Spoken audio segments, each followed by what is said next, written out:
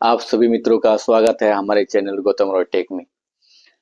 आज जिस जिस शीर्षक पर बात करेंगे उस शीर्षक का नाम है संपूर्ण विश्व में हिंदू तथा हिंदुस्तान नाम को ही स्वीकारा गया।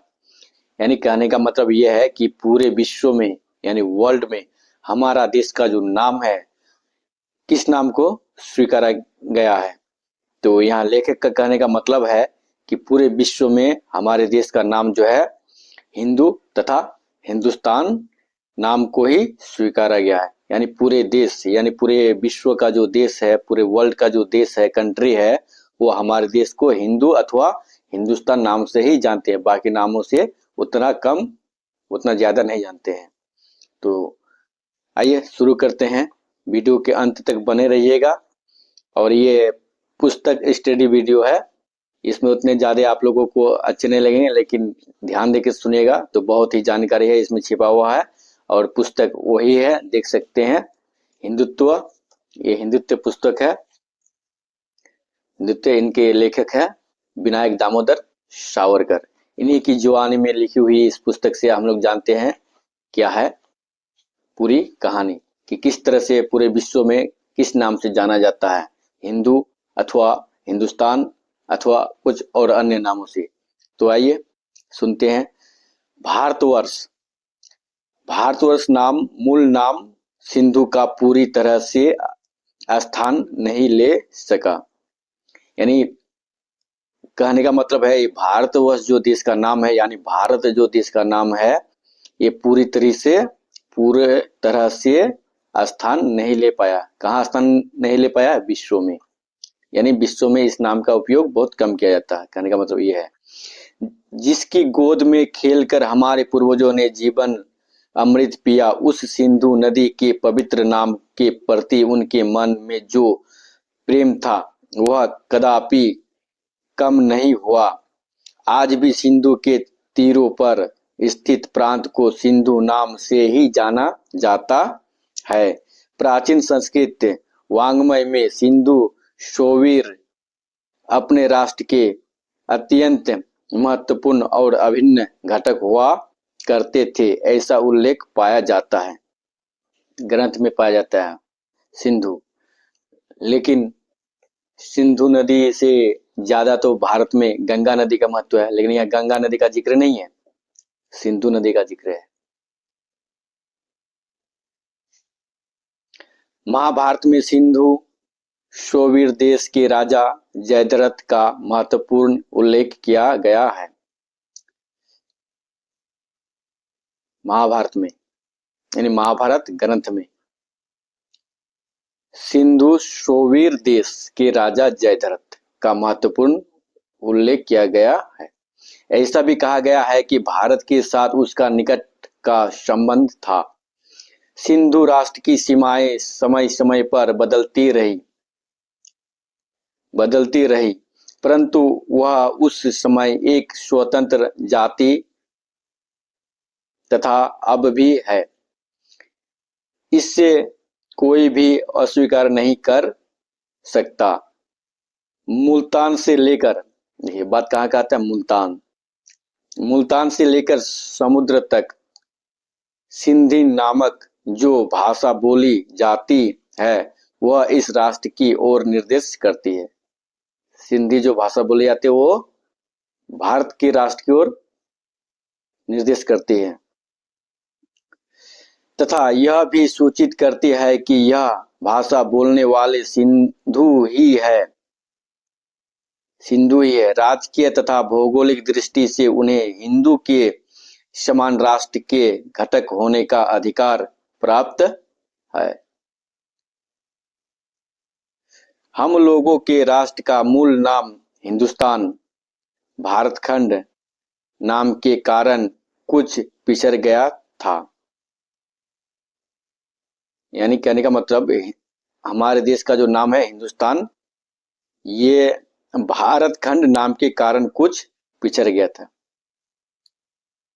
परंतु अन्य राष्ट्रों ने इस नए संबोधन के प्रति विशेष ध्यान नहीं दिया तथा सीमा के निकटवर्ती प्रदेशों के लोगों ने पुराना नाम ही व्यवहार में प्रचलित किया, प्रचलित रखा। इसी कारण पारसी, यहूदी यानी जयू, ग्रीक आदि पड़ोसियों ने भी हम लोगों का पुराना नाम सिंधु अथवा हिंदू प्रयोग में जारी रखा।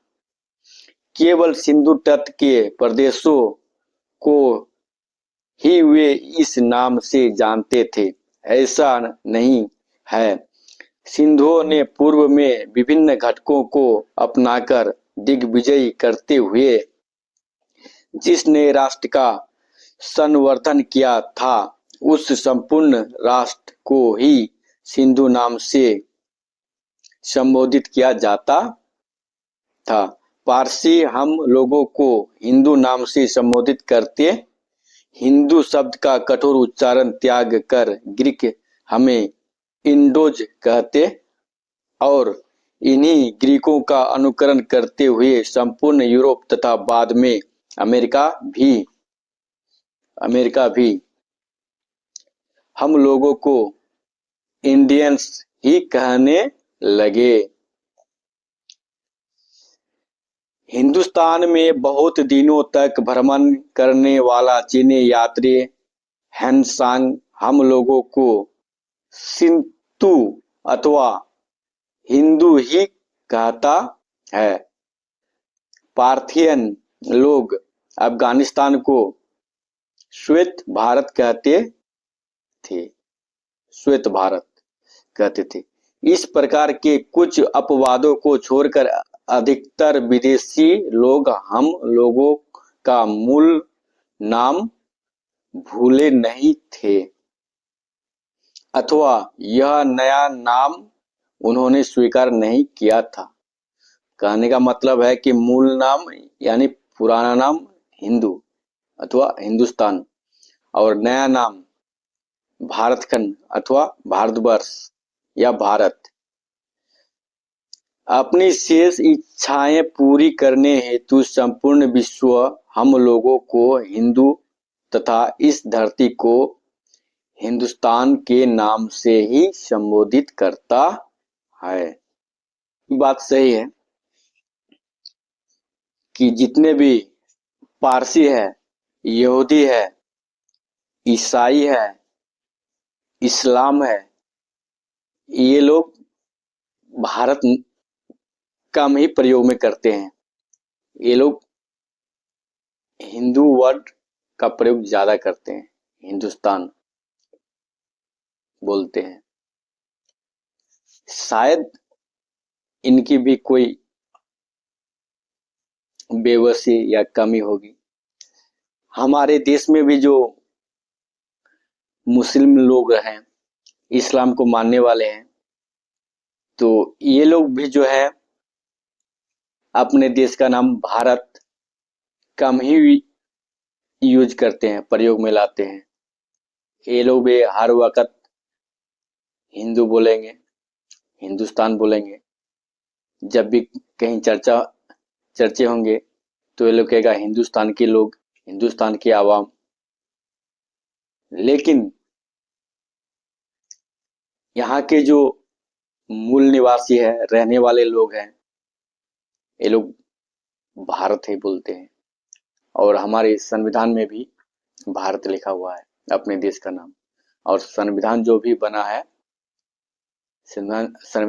है तो भारत का संविधान बना है, भारतीय संविधान, कॉन्स्टिट्यूशन ऑफ इंडिया।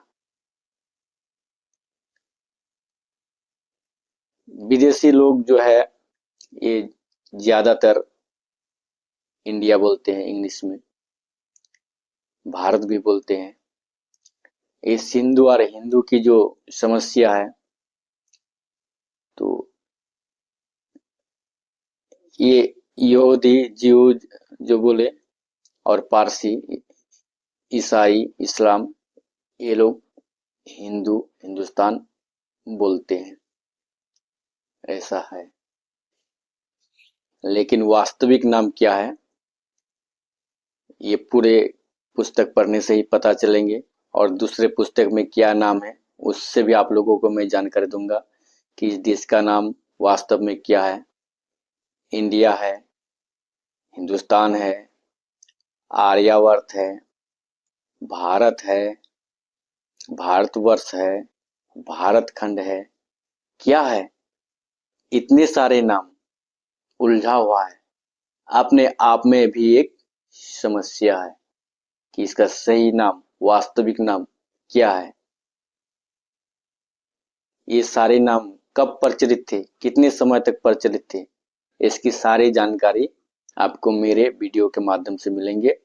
मैं इन सारे नामों पर भी वीडियो बनाऊंगा।